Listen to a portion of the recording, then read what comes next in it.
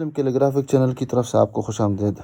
دینی مدارس، school, colleges کے طلباء و طالبات اور عام شائقین خطاطی مسلم کیلیگرافک چینل کی وساطت سے اردو، عربی، انگلش خطاطی سیکھ سکتے ہیں۔ اب ہمارے چینل کو سبسکرائب کریں اور بیل آئیکن دبا دیں۔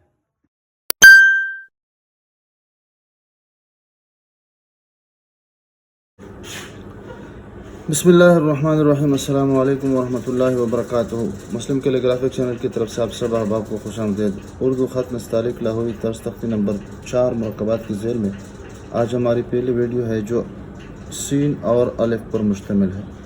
آپ کو معلوم ہے کہ سین شکل تبدیل کر دیتا ہے اور خاص کر اس کا جو غنہ ہوتا ہے وہ تبدیل ہو جاتا ہے، یعنی مفرد کی شکل میں یہ غنہ اس کا باقی رہتا ہے، اور جب سین الف، دال، کاف، لام، لام الف لا اور سین کے ساتھ ہو جائے تو اس کا غنہ بجائے اس کے چھوٹا ہو جاتا ہے۔ یہ دیکھیں وہ چھوٹا بالکل۔ اور اگر جیم، میم، سین یا اور لمبی یا کے ساتھ ہو جائے تو یا کی جو شکل ہوگی وہ مڑی ہوگی، بجائے اس کے کہ اس طرح ہو تو اس طرح یہ اس طرح ہونی چاہیے۔ یہ اس طرح شکل تبدیل کر دیتی ہے جس طرح یہاں پر شکل تبدیل کی ہے، یعنی اپنی شکل جو ہوتی ہے ہر وقت بدلنے میں ہوتی ہے۔ اور اگر را کے ساتھ ہو تو یہاں پر بالکل اس کی جو شکل ہو جائے گی وہ ختم ہو جائے گی، اور اگر با کے ساتھ ہو تو یہاں پر اس طرح شکل بن جائے گی، اور اگر سین کے ساتھ ہو تو یعنی سین کے ساتھ ہو تو یہاں پر غنہ تھوڑا سا علاقہ اور تھوڑا سا اسپیس کی جگہ پہ آ جائے گا، اور اگر سواد کے ساتھ ہو تو یہاں پر اس طرح آ جائے گا، اس طرح یہ بھی اس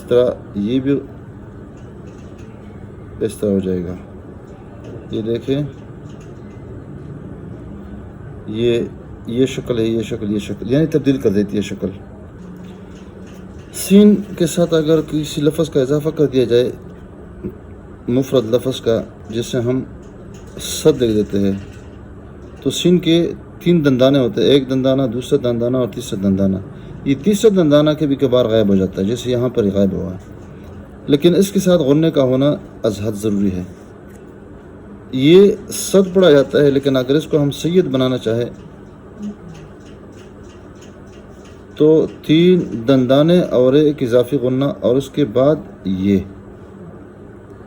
یعنی ایک دندان کا اضافہ یہاں پر ضرور کریں گے، کیونکہ غنہ جو ہوتا ہے وہ یہاں پر سین مفرد کے ساتھ یہ لکھا جاتا ہے، لیکن جب سین مرکب ہو جاتا ہے تو یہ غنہ شکل تبدیل کر دیتا ہے اور ختم نہیں ہوتا ہے، تو ہر جگہ پر ہم نے اس کو لکھنا ہوگا، جس سے ہم یہ سید دیکھ دیتے ہیں۔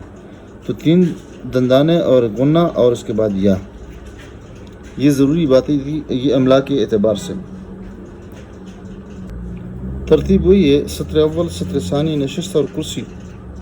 سطر اول اور سطر ثانی کے درمیان 3 قط کا فاصلہ ہے۔ سطر ثانی، نشست اور کرسی کے درمیان کا جو فاصلہ ہوتا ہے وہ 2.5 قط کا ہوتا ہے۔ اب یہاں پر سین الف سا کس طرح لکھیں گے؟ ویسے بظاہر تو بہت اچھا اور آسان نظر آ رہا ہے، لیکن اس کے لیے قاعدہ یہ ہے کہ 2 قط نشست کے اوپر سے ہم اس کو شروع کر دیتے ہیں، تو یہ ایک دندان، دوسرا دندان اور تیسرا جو دندان ہوگا یہ تھوڑا سا نیچے ہو جائے گا۔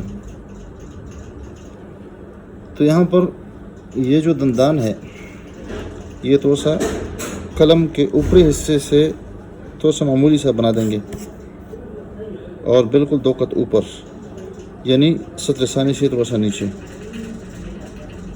اب جب یہ بنا دیا تو اس کے بعد یہ بنا دیں گے، یعنی اس میں اوپر جائیں گے، اور تیسرا جو ہوگا وہ تھوڑا سا کھل جائے گا۔ اب باہر سے تھوڑا سا ایک پٹی لگا دیں گے 1 اور 2 کے درمیان، اور تیسرے کو جب کھول دیں گے تو اس طرح یہ شکل آ جائے گی۔ یہ تو لفظ کا بتا دیا۔ فاصلہ ایک اور دوسرے کے درمیان جو ہوگا وہ نصف قط لمبائی کے اعتبار سے، نصف قط ہے جو گہرائی کے اعتبار سے، اور اسی طرح یہاں سے بھی تقریباً 1 قط کا فاصلہ یہاں پر ہو جائے گا، یہاں۔ اب یہ میں نے بنا دیا، تو یہاں سے اگر اس کی پیمائش کر لیں تو تقریباً 2 قط کے بعد اس کا جو پیالہ نما شکل ہے یہ لگ جائے گی، اور یہ پیالہ نما شکل جو ہے وہ پورا پیالہ نہیں لگے گا، बल्कि निसफ लगेगा। अब मैं बता देता हूँ किस तरह लगेगा। ये देखें, यहाँ से तकरीबन 1.5 कत के फासले के बाद लगता है। यहाँ से इसको मोटा नहीं करेंगे कि यहाँ से इसको मोटा शुरू कर दे, बल्कि यहाँ पर थोड़ा सा कलम को तिरछा रखेंगे। तिरछा रखने के बाद इसको फिर गोलाई की तरफ ऊपर लेके जाएंगे, गोलाई की शक्ल में, और आहिस्ता आहिस्ता हम सीधा करने की कोशिश कर लेंगे, और साथ साथ लफ्ज़ को यानी कलम को हम तिरछा इस्तेमाल कर देंगे। कितना ऊपर लेके जाएंगे, यहाँ से अगर इसको शुमार कर ले तो ये तकरीबन 3 कत इसको लेके जाएंगे, और ये आखिरी जो अलिफ है ये बरछानुमा शक्ल इसमें ज़रूरी है। ये देखिए दोबारा, ये गर्दन पतली होनी चाहिए, और यहाँ पर मैंने बता दिया कि ये 1 और 2 जो कत है आपस में पेवस्त है, जबकि तीसरा जो दंदाना है वो इससे अलग तलक है और खुला हुआ है। यहाँ से दोबारा मैं इसकी सीध में दोबारा बना रहा हूँ। देखिए यहाँ पे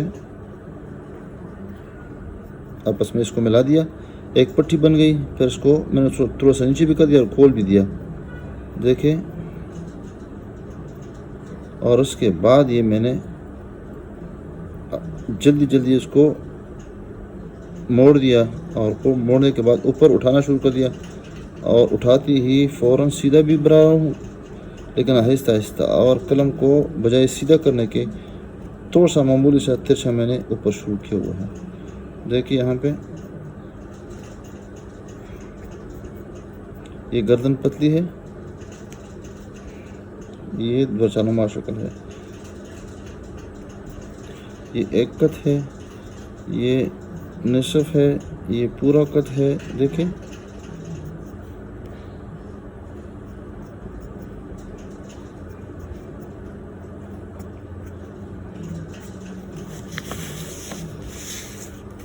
और अगर बग़ैर किसी पैमाइश के और तरीके के हम इसको लिखें तो थोड़ा सा साफ नज़र आता है। फिर ये देखिए, ऊपर चला, ऊपर से गोलाई की तरफ, फिर इस तरह ऊपर चले गए, फिर इसका थोड़ा सा ये कर दिया, फिर इसका ये बना दिया।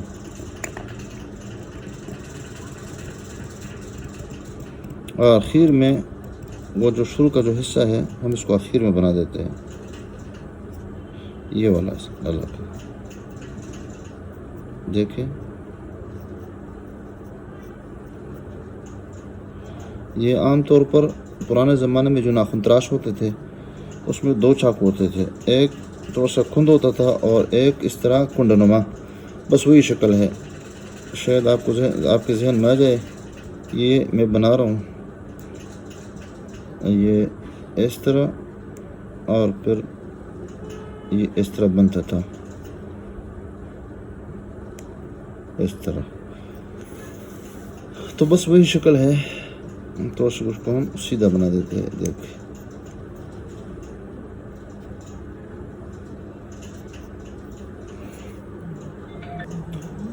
कट पेन के साथ हम थोड़ी सी ज़्यादा इस पर प्रैक्टिस कर लेते हैं। देखिए, यह गोलाई की शक्ल में, फिर उसके बाद ऊपर चले जाएंगे और कलम को थोड़ा सा, और फिर इसके बाद इसको खोल देंगे। खोलते ही थोड़ा सा फासला रखेंगे, तो उससे गर्दन जो है, ये इलाका ये थोड़ा सा पतला लगाएगा।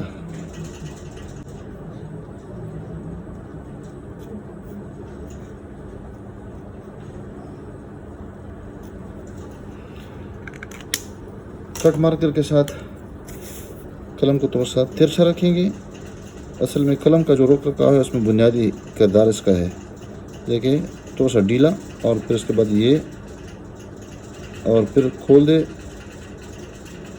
और खोलती ही थोड़ा सा लंबा भी कर दे, और उसके बाद ये बना दे, ये कलम के नोक के साथ, और फिर ये पूरा कलम, ये आपस में थोड़ा सा बाहर से इसकी एक पट्टी बना दे, और ये ऊपर थोड़ा सा।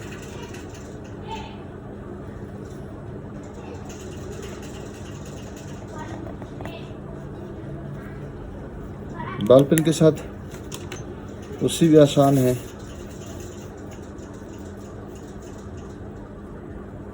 ये देखें,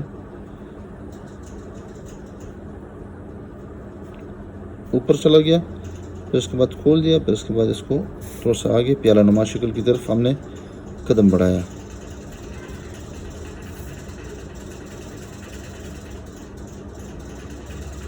اب یہ خود بخود باہر سے پٹی بنانے کی ضرورت ہی نہیں رہتی ہے۔